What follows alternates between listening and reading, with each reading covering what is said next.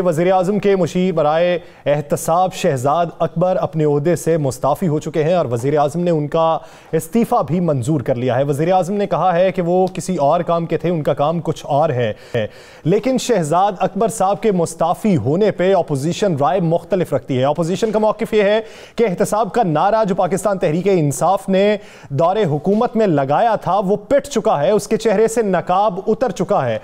शहजाद अकबर पाकिस्तान के अंदर पाकिस्तान तहरीक-ए-इंसाफ के मंशूर को आगे लेकर चलने वाले थे और एहतसाब के मामले में वो की रोल अदा कर रहे थे और उनकी अपॉइंटमेंट वज़ीर-ए-आज़म ने बड़ी सोच समझ कर की थी। बहुत से चीज़ों का वो पैगाम भी एक दूसरे तक पहुंचाते थे और बहुत से मुकद्दमात के हवाले से वो उसकी तकलीद भी करते थे। वज़ीर-ए-आज़म ने बेशतर मौक़ों पर उनसे कुछ चीज़ें भी तलब की, कुछ शवाहिद तलब किए और इत्तलात ये हैं कि बेशतर केसेस के ऊपर उनकी पेश की गई जो शवाहिद थे वो और हकाइक कुछ मुख्तलिफ थे। वज़ीर-ए-आज़म ने नाराज़गी का भी इजहार किया था, इसी वजह से वो मुस्ताफ़ी हुआ है। अब इसके बीच कहानी क्या है, नए नामों पे जो गौर हो रहा है वो नाम कौन से होंगे? एहतसाब का नारा पिटा है या फिर पाकिस्तान तहरीक-ए-इंसाफ ने मंशूर में तब्दीली कर ली है? राना साहब से बात का आगाज़ करते हैं। राना साहब, शहजाद अकबर साहब के इस्तीफे के मामले को आप क्या समझते हैं? अगर मैं आपकी राय लूं उससे पहले वफाकी वज़ीर इत्तलात ने जो आज गुफ्तगू की है वो ज़रा मुलाहिज़ा कर लेते हैं ताकि कहानी का हमें रुख का पता चल सके। नाज़रीन, पहले मुलाहिज़ा कीजिए। शहबाज शरीफ का मुकदमा हम ये समझते हैं लाइव टेलीकास्ट होना चाहिए और इसी तरह से जो जरदारी एंड कंपनी ने जो पैसे लूटे हुए हैं, इस मुल्क के लोगों का ये हक है कि वो देख सकें कि इल्जामात हैं इन लोगों के ऊपर वो सच्चे हैं या नहीं। अगर गलत है तो बरी कर दे, खत्म हुई बात। लोग तंग पड़ गए हैं। कल जो वज़ीर-ए-आज़म साहब ने भी जो बात अपनी प्रेस कॉन्फ्रेंस में की है, 3.5 साल हो गए हैं, इनसे रिकवरी होना बहुत इंपॉर्टेंट है। हम तो रिक्वेस्ट करेंगे चीफ जस्टिस साहिबान से कि ये बरह रास्त केस दिखाएं और डे टू डे चलाएं। अगर इन्होंने पैसे नहीं लूटे तो सही है, और अगर लूटे तो इनको सजा हो, इनके पैसा वापस आए, इनके बाप के पैसे थोड़ी हैं।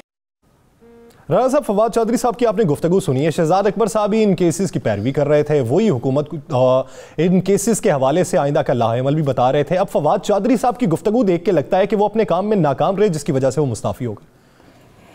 बिस्मिल्लाहिर्रहमानिर्रहीम। अस्सलातु वस्सलामु अलैका या सय्यदी या रसूल अल्लाह, अस्सलातु वस्सलामु अलैका या सय्यदी या हबीब अल्लाह। या सर,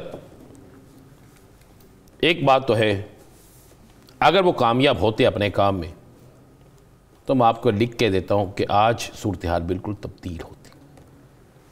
मेरे पास इतलात ये है कि जो काम शहजाद अकबर साहब के ज़ुम्मा लगाए गए थे, उन कामों के हवाले से पिछले 4 माह से बाकायदा, मैं पिछले 4 माह आपको बता रहा हूँ, ये बहुत से मैं टीवी चैनल्स पे देख रहा था, कुछ लोग कह रहे थे 3 दिन पहले, 4 दिन पहले, 5 दिन, नहीं, पिछले 4 माह से बाकायदा इस पर काम हो रहा था। वज़ीर-ए-आज़म पाकिस्तान जो हैं वो चूँकि ये नारा लगा के आए थे कि हम एहतसाब के मामले पे कोई कंप्रोमाइज़ नहीं करेंगे, और नज़र ये आ रहा था मुख्तलिफ़ जगहों पे कि बहुत से ऐसे केसेस जिनमें ये साबित हो गया कि टीटी मौजूद हैं, जिनमें साबित हो गया कि एक आम से आदमी के अकाउंट में पैसे किस तरह आए, जो शायद 5 रुपये ना कमा, जिसके अकाउंट में उस पर 5 करोड़ किस तरह आ गए, अरबों रुपये किस तरह मनी लॉन्ड्रिंग हुई। यानी सारी चीज़ें होने के बावजूद भी रिकवरी क्यों नहीं हो रही थी? सारी चीज़ें होने के बावजूद भी अदालतों से रिलीफ क्यों मिल रहा था? सब चीज़ें होने के बावजूद भी खराबियाँ कहाँ पैदा हो रही थी? प्रोसिक्यूशन कहाँ पे गलत था? प्रोसिक्यूशन से हट के मुख्तलिफ चीज़ें कहाँ पे गलत थी? ये सारी चीज़ें देखी जा रही थी। मेरे पास इतला यह है कि उन 4 माह में वज़ीर-ए-आज़म हाउस इंतहाई मुतहरिक थे और वज़ीर-ए-आज़म हर सूरत में एहतसाब चाहते थे और एहतसाब का जो नारा था उसे पूरा करना चाहते थे। और मैं आपको ये भी बता दूं, ये भी कई मीटिंग्स में हुआ था कि अगर कोई बेगुनाह है तो भाई हमें उससे कोई अर्ज नहीं है, उसको छोड़ दिया जाए।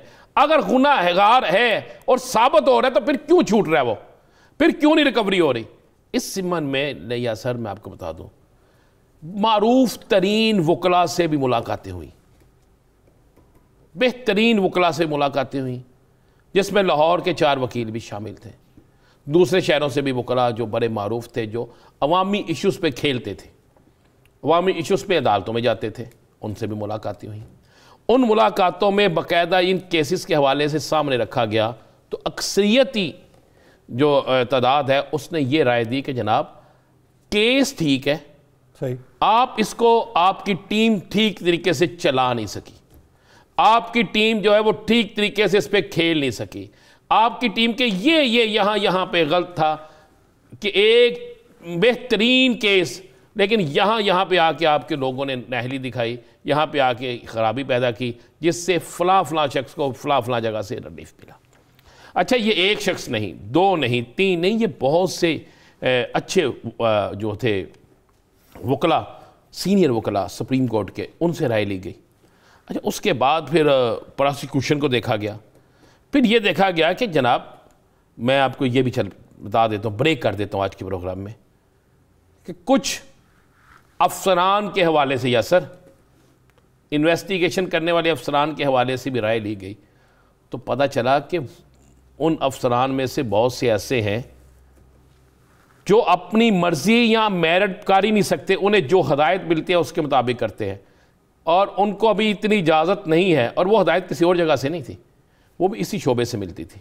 मैंने कहा जनाब, अगर आप उनको थोड़ा सा पुश करें और उन्हें कि मेरिट पे करना और पकड़ लो, किसी को रियायत ना दे, तो उसने कहा जी बहुत कुछ निकल आएगा। और कुछ चीज़ें ऐसी आई सामने कि जिसमें यह साबित हुआ कि बहुत से लोगों को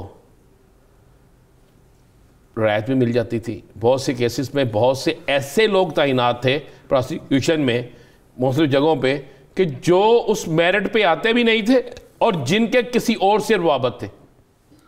आपको पता है ना, आज चौधरी शहजाद हुसैन का आपने पढ़ा बयान? जी जी जी, बड़ा सख्त बयान, बड़ा सख्त है। उसमें उसने बहुत सी चीजें, आपको बोलने नहीं देता थे, गूंगे बह रहे हैं, बाकी मुशीर जिन पे आप इतने प्रोटोकॉल्स भी खर्च करते हैं, पैसा भी खर्च करते हैं, उनके मुंह में जबान नहीं है। दूसरा उन्होंने कहा आपको जो गलत गाइड भी करते हैं, हाँ जी, जो आपको गलत लेकर भी चलते हैं, ये चौधरी उन्होंने तो वजीर आजम की गुफ्तगू के ऊपर भी बेशुमार सवाल किए हैं, जो उन्होंने कहा है कि आप कहते हैं मैं खतरनाक हो जाऊंगा, ये क्या?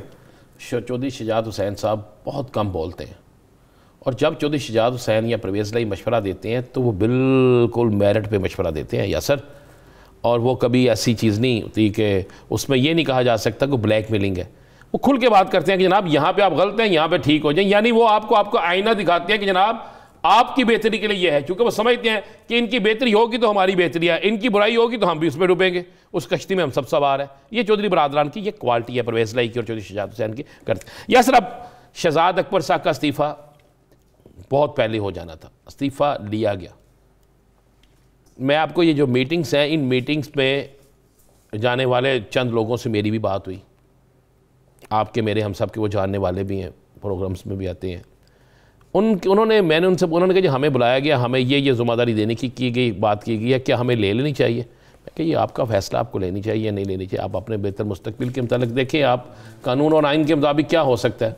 उसमें उन्होंने सारी डिटेल डिस्कस की कि ये है, ये कानून इस तरह है, ये कानून इस तरह है, ये कानून इस तरह है, ये केस इस तरह है। अब ये केस इस नहज पे पहुंच गया है कि हम इसे सही करना चाहें तो बड़ा टाइम चाहिए, उतनी देर में दौरे हुकूमत खत्म हो सकता है। अब 3 चीज़ें तो वज़ीर आज़म साहब को क्लियर हो गई थी, बिल्कुल क्लियर, कि सबूत मौजूद हैं कि इतने पैसे, इस तरह करप्शन हुई है, सबूत मौजूद हैं कि इस तरह मनी लॉन्ड्रिंग हुई है, तो फिर क्यों नहीं आगे, क्यों नहीं परसू हो रहा, आगे उसका रिस्पॉन्स क्यों नहीं मिल रहा, तारीख पे तारीख क्यों मिलती जा रही है, आखिरकार प्रोसिक्यूशन क्यों जानबूझ के जान छुड़ाना चाहता है, प्रोसिक्यूशन इससे क्यों भाग रहा है, क्या उसके पास दलाइल नहीं है, अगर सबूत मौजूद है तो दलाइल क्यों नहीं है। तो यासर इन सारी चीज़ों के बाद वज़ीर आज़म साहब ने बड़े किया, फिर एक थिंक टैंक जो है उस पर इनकी बात हुई, उसके अंदर बात, जब उसके अंदर सारी चीज़ें देखी, जब टाइम थोड़ा रह गया है, लोग सवाल करते हैं कि आप सब केस बनाते हैं, आगे होता कुछ नहीं, जिसके बाद अब ये फैसला हुआ है और इस फैसले के बाद उनसे इस्तीफ़ा लिया गया है। लेकिन शहजाद अकबर पार्टी में रहेंगे, अहम जगह पे रहेंगे। अगर कोई ये कहे कि वो अब बाहर निकल, अच्छा आपको ये भी बता दो, आज 2 सियासी जमातों के लोगों अफराद ने, अहम अफराद ने शहजाद अकबर साहब से रब्ते की कोशिश भी की, और ऐसे के नाम से वो रब्ता करते हैं कि ऐसे से रब्ता करो, SA से, अच्छा SA से रब्ता करेंगे। उन्होंने क्या, उन्होंने जी रब्ता करके उन्होंने वो प्रेस कॉन्फ्रेंस करे आके कि जनाब मुझे कहा जाता था कि जनाब आप इनके खिलाफ ऐसे ऐसे केस बनाएं। कोशिश बड़ी हुई लेकिन उसमें उनको नाकामी हुई। दोनों बड़ी सियासी जमातें हैं। अच्छा, आज एहसन इकबाल साहब ने क्या कहा है वो आपको मालूम? एहसन इकबाल साहब कहते हैं कि कमाल के वैसे कहते हैं, एक तो बात ये हो गई कि अगर इन्होंने इस्तीफा दिया तो एक तो पैगाम ये पहुंचा कि जो एहतसाब का नारा था उसके चेहरे से नकाब उतर चुका है। दूसरा, उन्होंने एक खदशे का इजहार भी किया है, उनका ये मानना है कि हो सकता है यहाँ से इस्तीफा ले लिया और आइंदा चेयरमैन नैब इनको बना लो।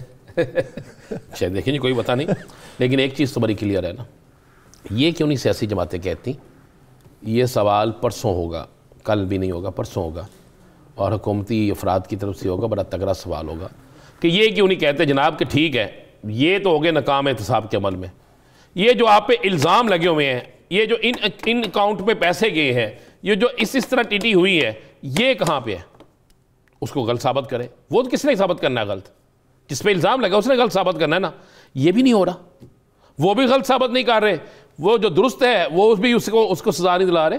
तो एक चीज़ तो हमें अप्रिशिएट करनी चाहिए कि हुकूमत जो है वो एहतसाब के अमल पे यकीन रखती है। फिर इस पे अप्रिशिएट क्या नाम है, वज़ीर दाखिला को भी करना चाहिए। वो भी कहते हैं कि ना आप हमारा कुछ बिगाड़ सके ना हम आपका कुछ बिगाड़ सके। वो इसलिए कह रहे हैं, वो इन्हीं चीज़ों पे कह रहे हैं। मैं जो कह रहा हूँ ना, 4 माह से ये सब कुछ चल रहा था, तो वज़ीर दाखिला बड़ी अहम पोस्ट पे है, बड़े अहम जिम्मेदारी है उनके पास, बड़ी अहम वजारत है उनके पास, और बड़े करीब तरीन है वो वज़ीर आज़म साहब के, तो उनको भी इस बात का इल्म था, और भी बहुत से लोगों का इल्म था।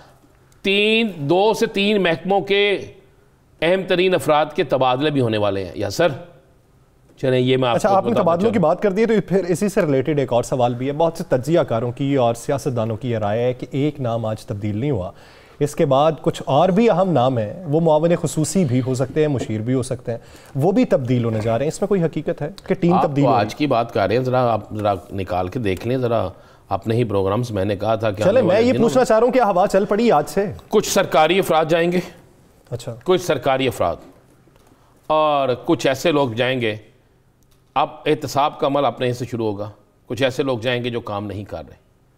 और आपको मैं ये भी बता दूं कि जो 2 सरकारी मैं कह रहा हूँ वो अहम ज़िम्मेदार हैं, जिनके महकमे तब्दील कर दिए जाएंगे, जिनको उनके महकमों से हटा दिया जाएगा। ये आपको आइंदा 24 से 48 घंटों में तब्दीलियां तो 3 साढ़े 3 ये ब्यूरोक्रेसी नहीं, हाल उसे ब्यूरोक्रेसी ना कहें। देखें, वो जो बाकी ब्यूरोक्रेट तब्दील होते थे ना, उनके मामले और थे, ये जो तब्दील होंगे इनके मामला तो और होंगे, और जब वो तब्दीलियाँ होंगी तो आप खुद परेशान होंगे कि ये कहाँ से हो रही है। चले ये मैं आपको बिल्कुल बता रहा हूँ। और ये जो शहजाद अकबर साहब वाली बात है, शहजाद अकबर साहब हुकूमत के खिलाफ बिल्कुल नहीं आएंगे। अपोजिशन की वो जो प्लानिंग है वो नाकाम हो गई है। दूसरी मैं आपको बड़ा क्लियर और वाज़े कह दूँ कि या सर ये 4 माह पहले से काम शुरू था, सही, और वज़ीर आज़म साहब ने यह फैसला बड़ी सोच समझ के और बहुत सी चीज़ों को सामने रख के लिया है, और बहुत सी अहम सी ऐसी चीज़ें हैं जो वज़ीर आज़म। चले राना साहब, इससे रिलेटेड एक आखिरी सवाल, शहजाद अकबर साहब के मामले को लेकर, शहजाद अकबर साहब की सीट को लेकर, उनके काम को लेकर अपोजिशन बड़ी मुश्किल में थी पिछले कुछ अरसे में, और अपोजिशन के एक बड़े झुंड ने यह भी कोशिश की थी कि इन्हें ओहदे से हटा दिया जाए। तो आप क्या समझते हैं कि अपोजिशन से प्रेशर कुछ कम हुआ है? देखें जी, अपोजिशन से प्रेशर बिल्कुल कुछ कम हुआ है, लेकिन कुछ वक्त के लिए। अच्छा, अपोजिशन पे आप सुनने जाते हैं तो अपोजिशन पे एक बड़ा प्रेशर आने वाला है, और जो नाम अब आने वाला है शायद वो अपोजिशन से बर्दाश्त ना हो सके। अच्छा, जिस नए नाम पे गौर किया जा रहा है, ये जो 2-3 नाम है उसमें से एक का पिक एंड चूज वाला जो मामला होगा, अगर वो उसका इंतखाब हो गया तो फिर मुश्किल पड़ सकती है अपोजिशन को।